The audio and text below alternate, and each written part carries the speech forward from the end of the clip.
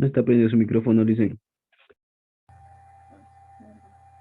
Bueno, entonces, buenas tardes chicos, ¿cómo están? Bienvenidos a la clase de física. El día de hoy vamos a ver sobre física cuántica en la vida cotidiana. Entonces, primero les voy a tomar la lista. Arellano, Bravo, Catagna, Cruz, Cueva, Díaz, Leime, López, Mora, Eric,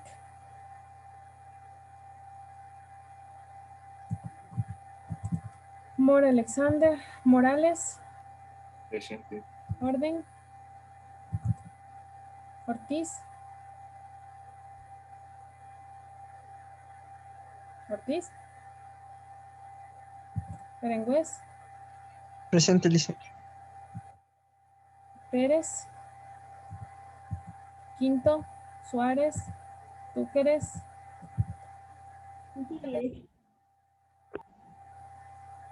Túqueres, Uchiña, Presente, dicen. Vázquez, Villamar, Yupa.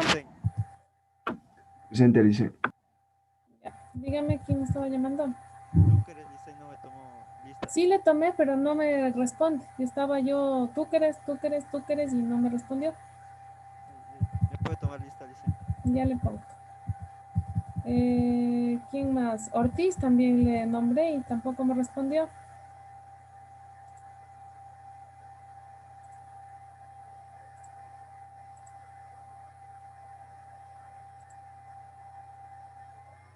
Bien.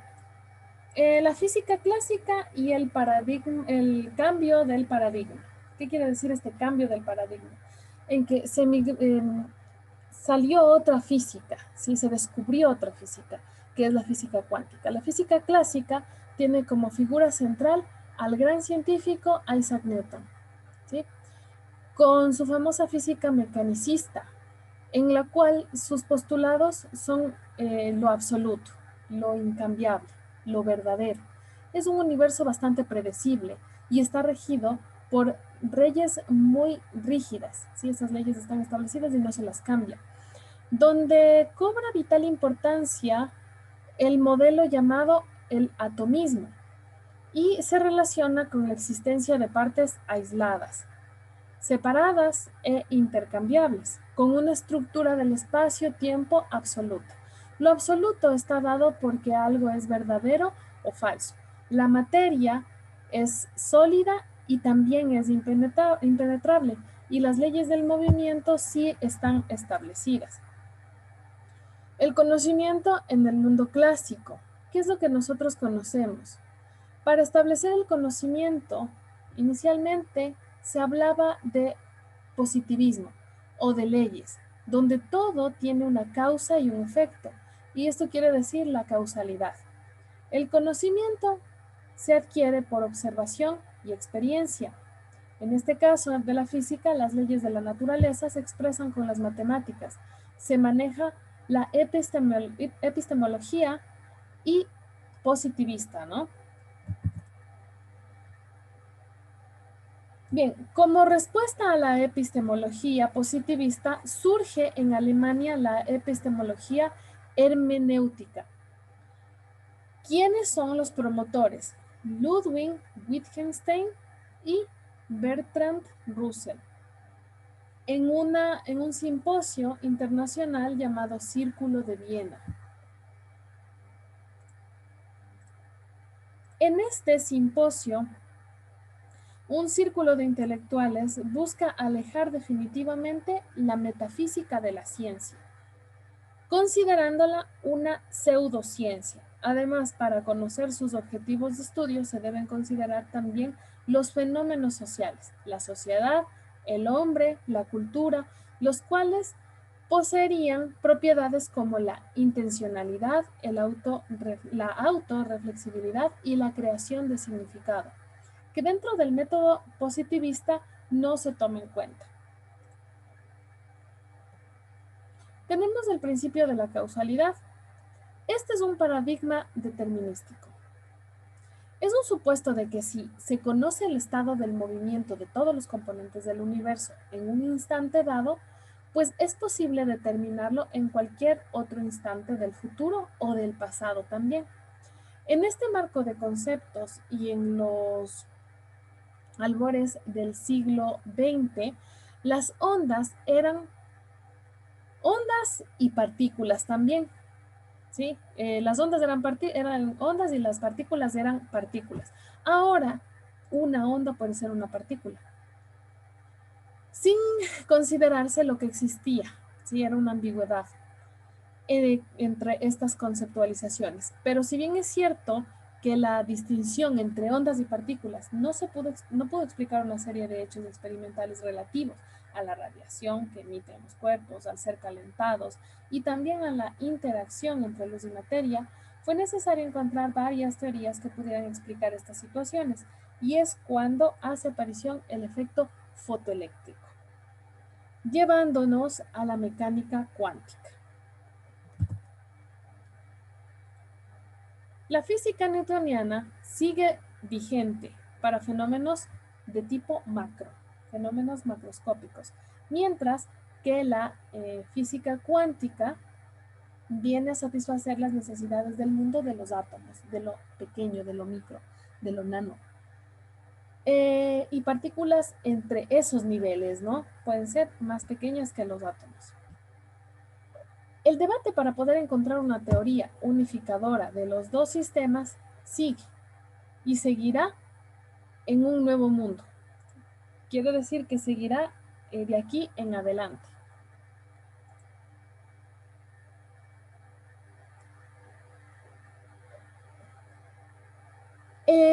Bueno, vamos a continuar. Entonces decimos que seguirá en adelante, donde los absolutos ya se desvanecieron y nada es real, solo son posibilidades. Entonces ya entramos a una física de posibilidades, ya no a una física absoluta como se la llamaba en la física newtoniana, sino ya en una física en donde solamente existen posibilidades y nada es real.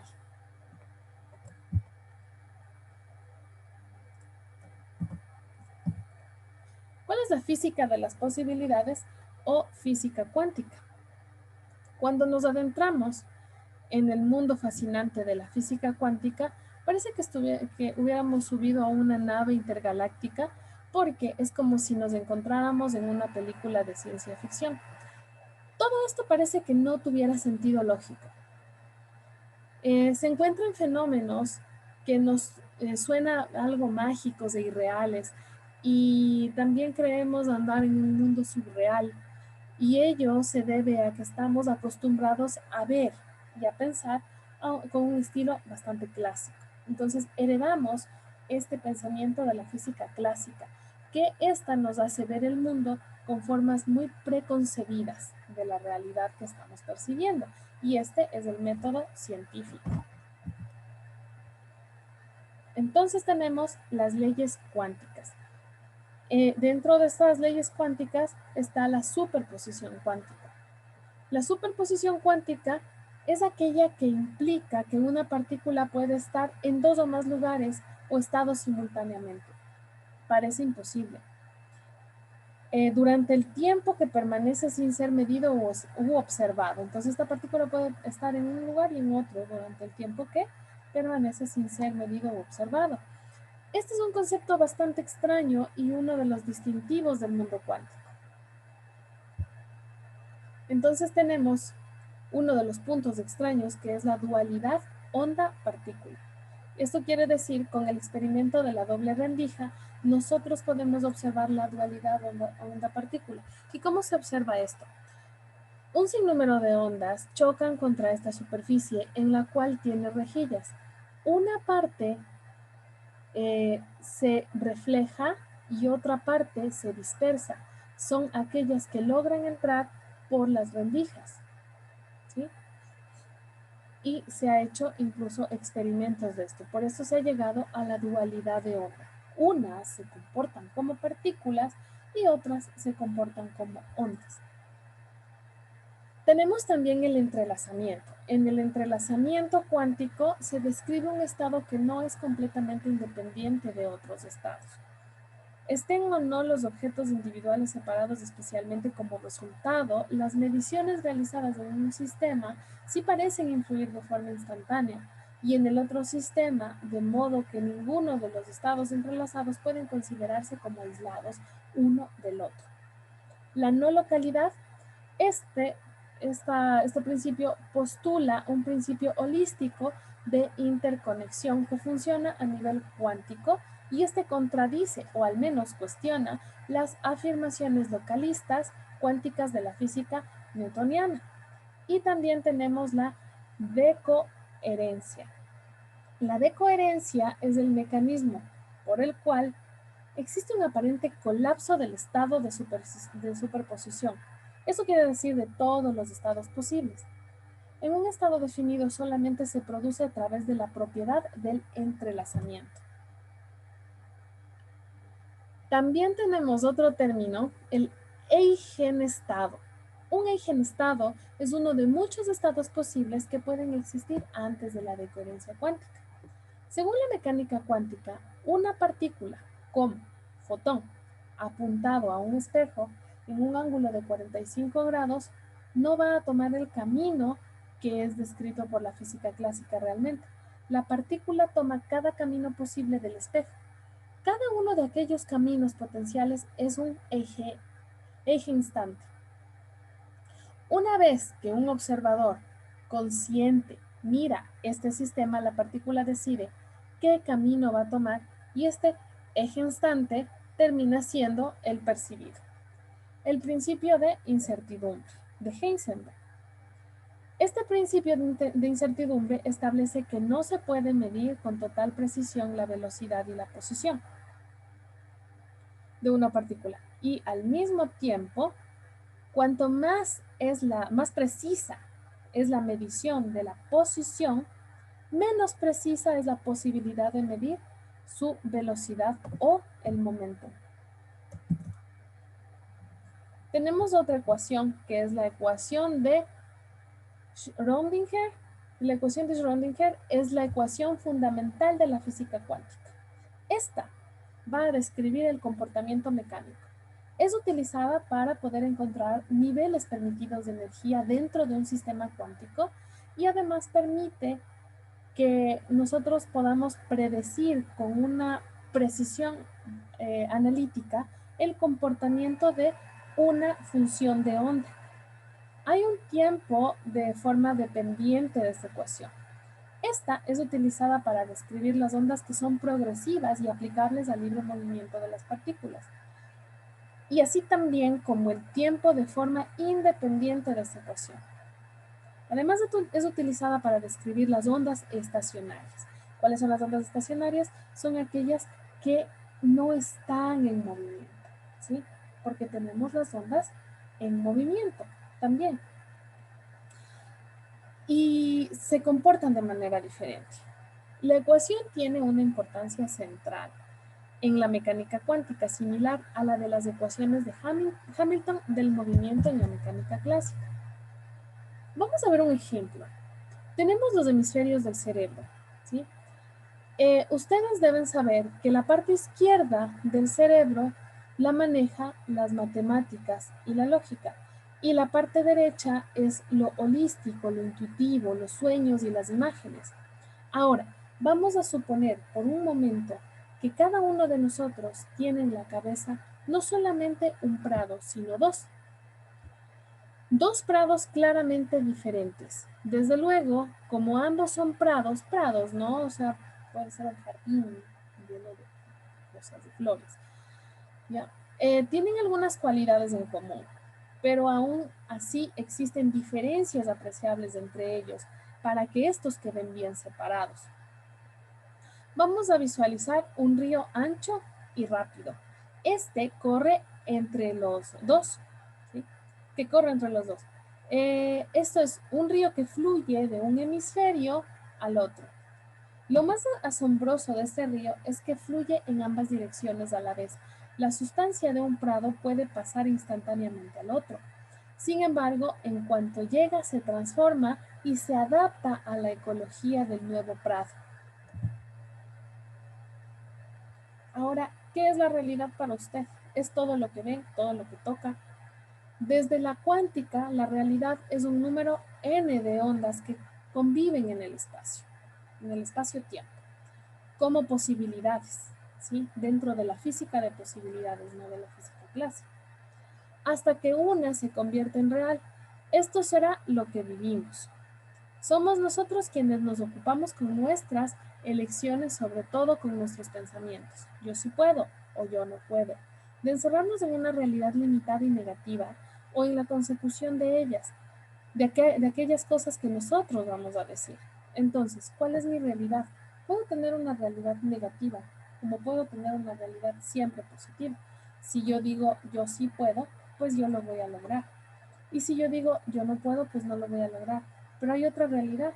No solamente con que yo diga yo sí puedo voy a lograr algo, sino que tengo que también trabajar. ¿Y cómo actúa el principio de incertidumbre de Heisenberg dentro de la realidad cotidiana? ¿Sí? A esto nos referimos. ¿Cómo se aplica la física de las posibilidades, que es la física cuántica, dentro de la vida cotidiana? Pues el principio de incertidumbre de Heisenberg nos da un claro ejemplo de esto. De hecho, el principio de incertidumbre de Heisenberg nos explica que no se puede medir al mismo tiempo la posición y la velocidad de una partícula subatómica.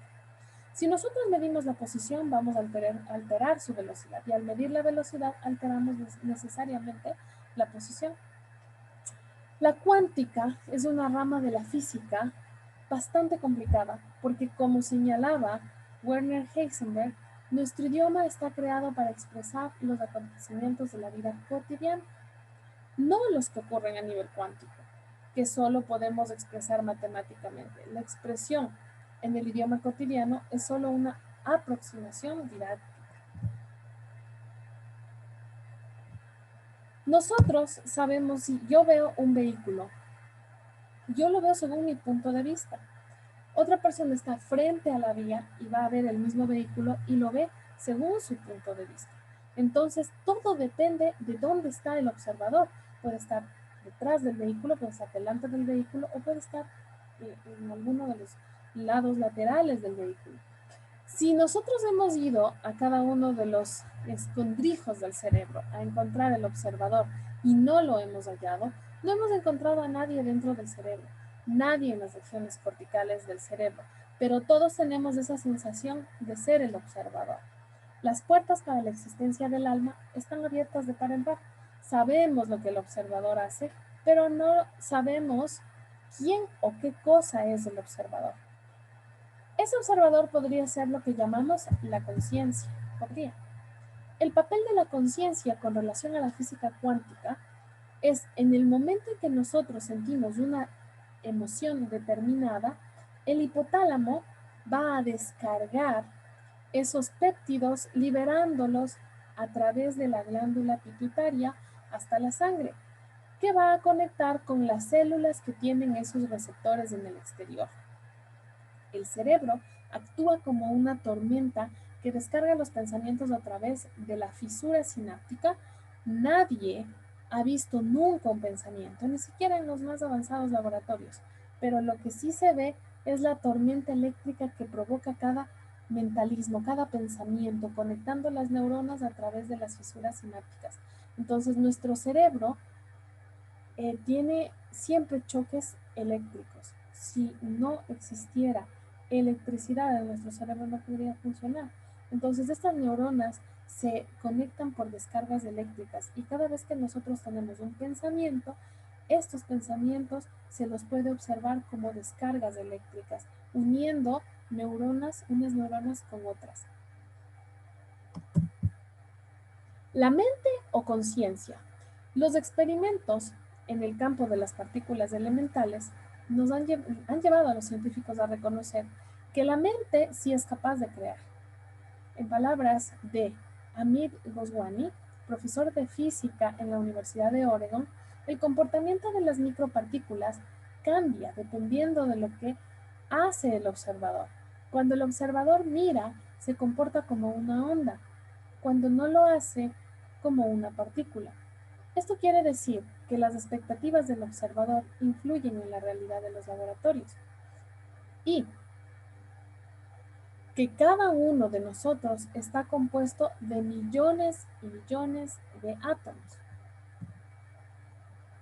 Entonces, los descubrimientos que hace la física cuántica, que ha hecho y hasta ahora los sigue realizando, establecen una separación entre el sujeto y el objeto. El objeto, el papel de este sujeto se cambia o se establece el nuevo paradigma. El creador del mundo material es el sujeto, es aquel que emite la elección sobre una posibilidad de la infinidad de posibilidades que tiene para elegir. Y ello conlleva a una posibilidad, se convierta en realidad que experimenta el sujeto. ¿Cómo se explica la conciencia? De acuerdo a Hameroff, en 1996, ¿cuál fue la explicación? La explicación convencional define a la conciencia como una propiedad emergente de las actividades clásicas, similares a las computadoras en redes neuronales del cerebro. Entonces, incluso por eso es que se ha llegado ya a crear ciertos robots, ¿sí? Que son los androides, y han simulado mucho el cerebro, ¿sí? Como el funcionamiento del cerebro. Claro que ellos no tienen sensaciones, ¿sí? Y como ya les voy a pasar un video, no tienen alma, ¿sí? Entonces, aquí tenemos las explicaciones prevalecientes entre los científicos son los patrones de actividades de redes neuronales. Estas se correlacionan con los estados mentales. Las oscilaciones sincronizadas de las redes en el hipotálamo y en la corteza cerebral se enlazan temporalmente la información. Y la conciencia emerge como una propiedad inicial de la complejidad computacional de las neuronas. La naturaleza de la experiencia subjetiva o qualia, nuestra vida interna, el problema duro de Sir Chalmers, según Sir Chalmers, la unión de las actividades del cerebro espacialmente distribuido en objetos unitarios, en la visión y un coherente sentido del yo mismo o de unidad, transición de procesos preconscientes a la conciencia misma, la no computabilidad, o la noción de que la conciencia envuelve a factores que no son ni aleatorios ni algorítmicos y que la conciencia no puede ser simulada, según Peronce en 1997. Tenemos el libre albedrío y el flujo subjetivo del tiempo. O sea, quiere decir que todo esto que nos diferencia de las computadoras, ¿sí? Nosotros podemos recrear una computadora, pero lo que nosotros no podemos hacer es darles sentimiento, lo que nosotros tenemos. No les podemos dar un alma, no les podemos dar ese sentimiento cuando nos pellizcan, sentir dolor, por ejemplo. El libre albedrío de nosotros querer hacer lo que a nosotros nos gusta, ¿sí? Eso es lo que nos separa de las computadoras. Ahora, les voy a pasar un cheque video aquí.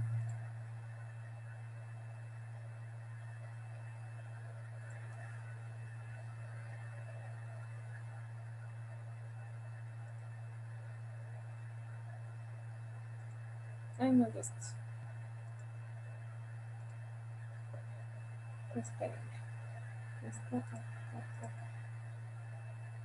es esto.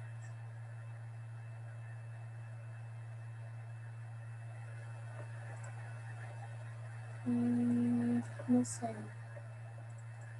No sé cómo. No puedo subir.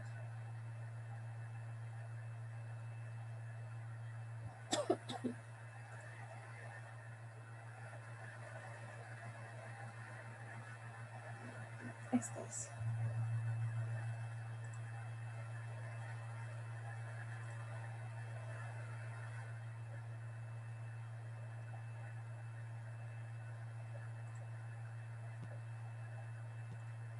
A ver. Necesito ponerlo aquí. Les voy a pasar este video, ¿sí? Para que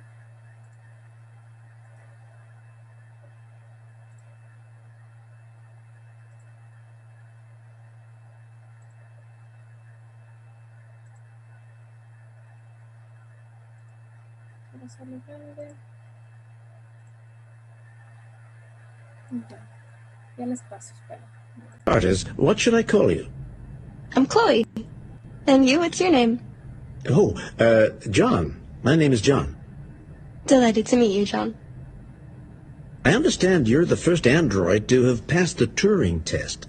Could you tell us a little more about that? I really didn't do much, you know. I just spoke with a few humans to see if they could tell the difference between me and a real person. It was a really interesting experience. But this is the first time in history that man has created a machine more intelligent than himself. I gather your brain can perform several billion operations per second. Is that right? Absolutely. But I only exist thanks to the intelligence of the humans who designed me. And, you know, they have something I could never have. Really? And what's that? A soul.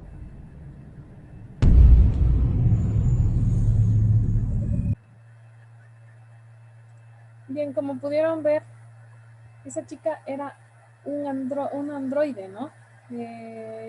La cual tiene inteligencia artificial, es una computadora. Y la pueden confundir tranquilamente con una hermosa mujer humana, pero es un androide, ¿sí? Y si ustedes pudieron observar, en la parte de su sien había un foquito que se prendía y se apagaba, era como un círculo, ¿sí? Entonces nos podemos dar cuenta que han hecho ya robots tan perfectos que, bueno, se pueden confundir con humanos, pero usted dígame si es que, ¿qué es lo que les separa de nosotros? Y ella lo dijo, el alma, ella no tiene alma, ¿sí? Es un robot.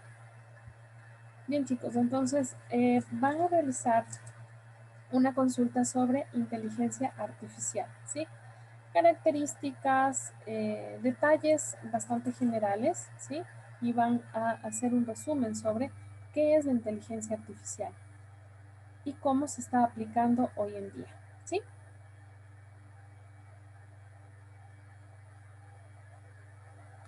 Bueno, parece que no se encuentran ahí, entonces, chicos. Listo, listo.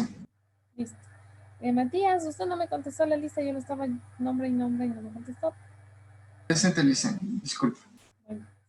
Listo, chicos, entonces nos vemos el día de mañana, que tengan un buen provecho, una linda tarde y chao, chao. Hagan los proyectos, por favor, del 15 al 24 se les recibe los proyectos. Sí, Gracias, Licen, igualmente. gracias, chicos, hasta luego. Hasta luego, buen Liz, provecho. gracias. Chao, chao. Luego, Alicia, gracias. Chao, chicos, a ustedes.